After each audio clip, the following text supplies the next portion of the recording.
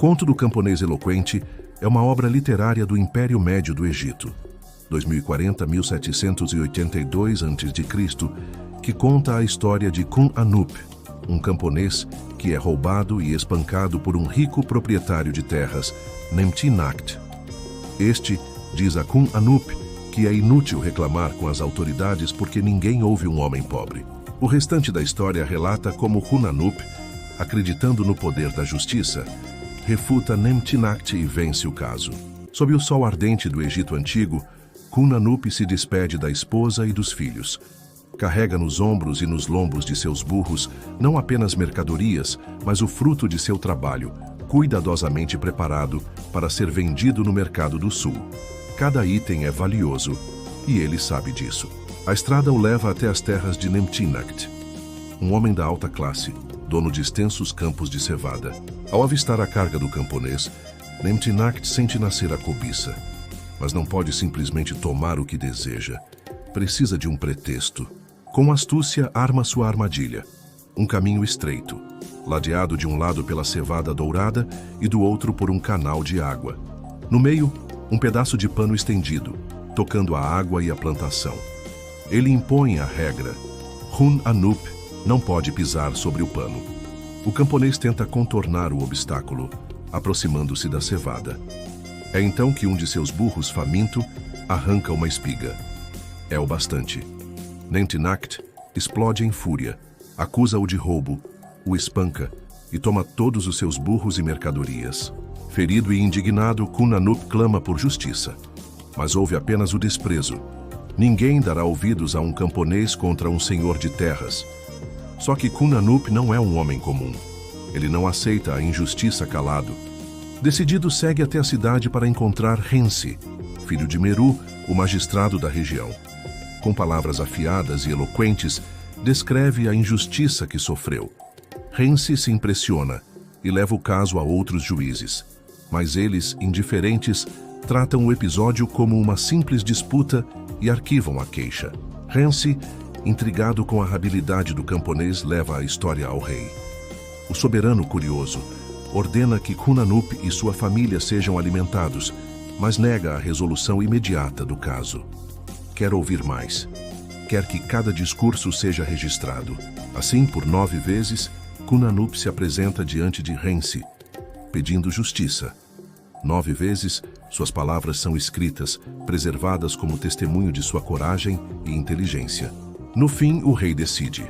A eloquência e a persistência do camponês merecem recompensa. As terras e bens de Nemti-Nakht são confiscados e entregues a Kun-Anup. E assim, no coração do Egito, a voz de um simples camponês ecoa mais alto que o poder de um senhor, provando que a justiça, quando sustentada pela verdade, pode triunfar sobre a opressão. Os discursos de Kun-Anup, embora belos e carregados de eloquência, não eram exatamente inéditos. Suas palavras ecoavam máximas antigas, frases que já percorriam os séculos desde os primórdios da civilização egípcia, exaltando a lei, a justiça e a arte de viver segundo o princípio sagrado de Ma'at. Ma'at, a harmonia, o equilíbrio, não era apenas uma ideia, era o coração pulsante da cultura egípcia. Os deuses a haviam tecido no próprio ato da criação, e desde então, a noção humana de justiça verdadeira se moldava a esse ideal de viver em perfeita sintonia com o mundo. Kun-Anup não falava apenas sobre como um homem deveria conduzir sua vida. Ele lembrava com firmeza que até os juízes, guardiões da ordem, tinham o dever de agir com imparcialidade, sem se curvar ao peso da riqueza ou da posição social de quem buscava justiça. Mas Ma'at ia muito além das leis escritas. Era um modo de existir. Viver segundo esse princípio significava cuidar do próximo, reconhecer o próprio lugar na ordem social, honrar os deuses com ritos e oferendas, respeitar os ancestrais, cumprir os rituais fúnebres com devoção e proteger a natureza como um templo vivo. Até o faraó, senhor das duas terras, tinha como missão suprema preservar Ma'at.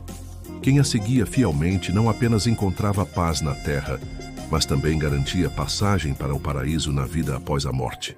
Tão essencial era Ma'at, que os egípcios a viam como uma deusa. No Salão da Verdade, ela se erguia ao lado de Osíris, Thoth e Anubis, presidindo o julgamento final da alma. Sua pena branca, símbolo da pureza e do equilíbrio, era colocada na balança diante do coração do falecido. Se o coração fosse mais leve que a pena, a alma podia seguir para os campos de juncos, o paraíso eterno. Mas, se pesasse mais, era lançado ao chão e devorado por Amut, a devoradora de almas, condenando o espírito ao nada. E para um egípcio, o nada era o destino mais temido, mais aterrador que qualquer inferno imaginável. Por isso, viver em conformidade com Ma'at não era apenas uma virtude, era a própria salvação. Deixe nos comentários seus pensamentos sobre esse conto. E se você gostou deste vídeo, inscreva-se neste canal e, por favor, não se esqueça de curtir e compartilhar.